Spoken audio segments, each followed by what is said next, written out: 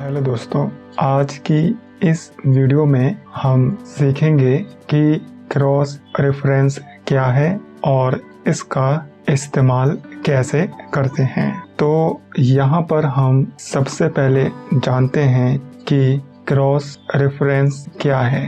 जैसे यहाँ पर मेरे यह 3 टॉपिक हैं। अगर मुझे यहाँ पर इस टॉपिक पे जाना है तो मैं यहाँ से स्क्रॉल करके मैं इस टॉपिक पर जाऊँगा, जिससे मुझे यहाँ पर ज़्यादा समय लग जाएगा।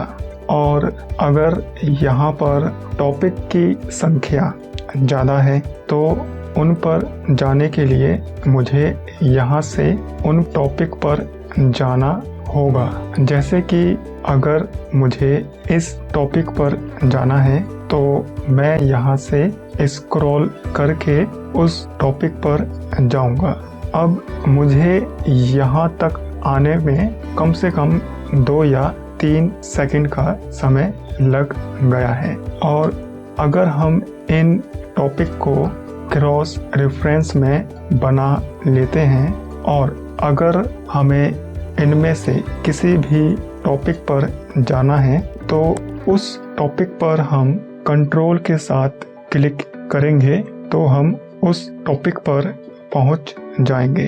जैसे कि मुझे इस टॉपिक पर जाना है तो मैं इस पर कंट्रोल के साथ क्लिक करूंगा तो मैं इस टॉपिक पर पहुंच जाऊंगा। तो इन टॉपिक को क्रॉस रेफरेंस में कैसे बनाते हैं, आइए सीखते हैं।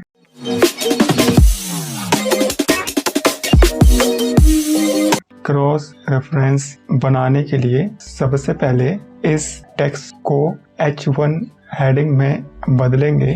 तो H1 हेडिंग में बदलने के लिए इस टेक्स्ट को सेलेक्ट करेंगे और फिर यहाँ से H1 हेडिंग पर क्लिक करेंगे तो यह टेक्स्ट H1 हेडिंग में बदल जाएगा।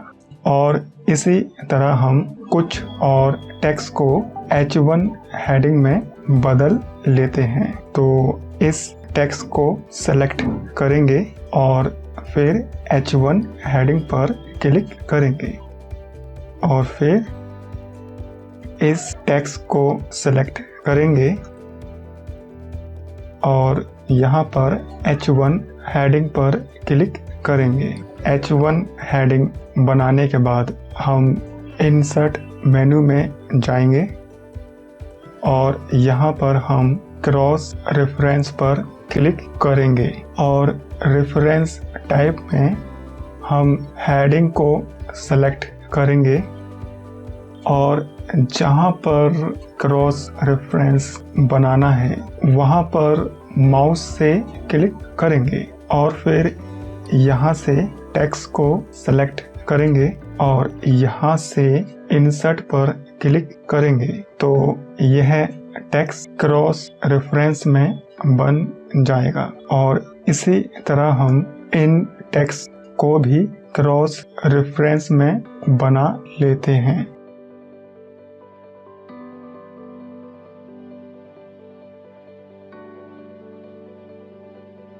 तो यहाँ पर हमने 3 टेक्स्ट को क्रॉस रेफरेंस में बना लिया है। अब हमें इनमें से किसी भी टेक्स्ट पर जाना है तो उस टेक्स्ट पर कंट्रोल के साथ क्लिक करेंगे तो हम उस टेक्स्ट पर पहुंच जाएंगे। जैसे कि अगर मुझे इस टेक्स्ट पर जाना है तो यहाँ पर मैं कंट्रोल के साथ क्लिक करूंगा तो मैं इस टेक्स्ट पर पहुंच जाऊंगा। और इसी तरह यदि मुझे इस टेक्स्ट पर जाना है तो यहाँ पर मैं कंट्रोल के साथ क्लिक करूंगा तो मैं इस टेक्स्ट पर पहुंच जाऊंगा। तो इसी तरह से आप क्रॉस रेफरेंस का इस्तेमाल कर सकते हैं।